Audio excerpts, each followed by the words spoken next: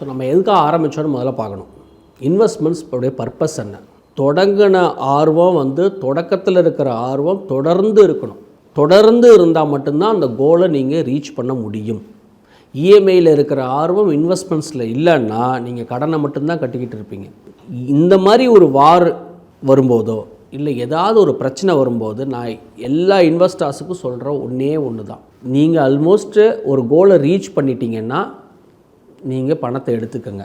கோலை ரீச் பண்ணலை அப்படின்னா நீங்கள் கண்டினியூ பண்ணிகிட்டே இருங்க. இந்த மாதிரி ஏதாவது ஒன்று வந்துக்கிட்டே தான் இருக்கும். வருஷம் வார் வரும், ரஷ்யா யுக்ரைன் ப்ராப்ளம் வரும், குரூட் ஆயில் மேலே போகும், கவர்மெண்ட் சேஞ்ச் ஆகும், எக்கானமி கொலாப்ஸ் ஆகும், இதெல்லாம் இருந்துகிட்டே இருக்கும்.